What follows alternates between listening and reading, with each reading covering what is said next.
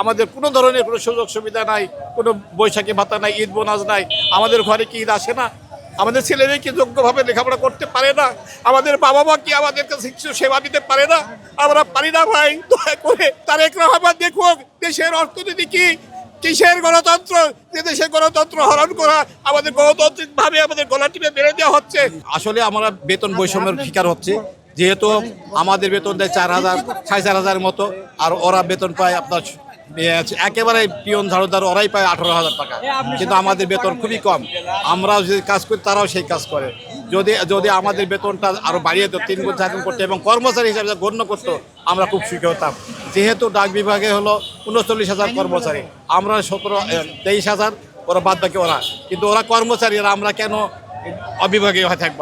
আমরা কর্মচারী হতে চাই। এবং হলো ওদের বোনাস আছে, ওদের ঈদ বোনাস আছে, বৈশাখী বোনাস আছে, আমাদের কোনো বোনাস হয় না। আমাদের ঘরে কি ঈদ আসে না?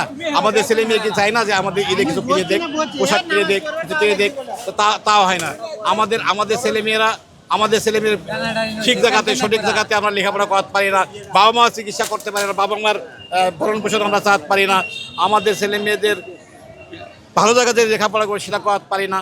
আমাদের ইচ্ছা যে আমরাও কর্মচারী হিসাবে অন্তত পক্ষে সরকারের যে 20তম 18তম 19তম যে গ্রেডে আছে, সেটা যদি আমাদের কর্মচারী হিসাবে গ্রেডিং সিস্টেম করতো, তাহলে আমরা সব কিছু পেতাম। কিন্তু আমাদের খুব দুঃখ করুন যে আমরা যে একই কাজ করি, আমরাও চিঠি বিলি করি, ওরাও পোস্টমাস্টার, আমরাও পোস্টমাস্টার। আমাদের যখন একটি দুঃখের কথা বলতে হয়, আমি এক বাড়িতে চিঠি বিলি করতে গেছি, যা বলছে, কে রে বাবা তুমি আবার এসো ধান নিতে? তার মানে ভিক্ষুক ভাবিছে। আমি চিঠি দিচ্ছি, ও ভাই মইনুদ্দিন ভাই বাড়িতে আসো। কে রে বাবা রে, তুমি তো এখনই গেলে, আবার এই বাড়িতে ভুল করে আছো নাকি? যে না ভাই, আপনার চিঠি আছে ভাই। আমরা গ্রামের মানুষ কত কষ্ট করে এই বর্ষার মধ্যে যে আমরা চিঠি বিলি করে থাকি, আমাদের তবু কোনো সুরাহা হয় না, খুব কষ্ট লাগে। আমাদের সাইকেল নাই, আমাদের পোশাক নাই, একটাকের বছরে একটা ছাতা দেয়, তাও 2 নাম্বার ছাতা 2 দিন পরে ভেঙে যায়। আমাদের কোনো ধরনের কোনো সুযোগ সুবিধা নাই, কোনো বৈশাখী ভাতা নাই, ঈদ বোনাস নাই। আমাদের ঘরে কি ঈদ আসে না? আমাদের ছেলেমেয়ে কি যোগ্যভাবে লেখাপড়া করতে পারে না? আমাদের বাবা মা কি আমাদেরকে কিছু সেবা দিতে পারে না? আমরা পারি না ভাই। দয়া করে আপনাদের মিডিয়ার কাছে আমার অনুরোধ, আপনারা মিডিয়ায় প্রকাশ করুন তারেক রহমান দেখুক দেশের অর্থনীতি কি, কিসের গণতন্ত্র, যে দেশের গণতন্ত্র হরণ করা, আমাদের গণতান্ত্রিক ভাবে আমাদের গলা টিপে মেরে দেওয়া হচ্ছে। যেখানে শ্রম দপ্তর বলছে 39,000 কর্মচারী ডাক বিভাগে, কেন আমাদের অবিভাগ করে রাখছে? কেন আমাদের কর্মচারী স্বীকৃতি দিচ্ছে না?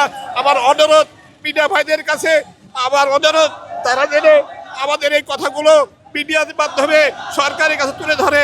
আমি আর এটাই আকুল আবেদন, আমাদের কর্মচারী ভাইদেরকে বোনাসের ব্যবস্থা করা হোক এবং কর্মচারী ভাবে স্বীকৃতি দেওয়া হোক, এই প্রত্যাশা রেখে আমি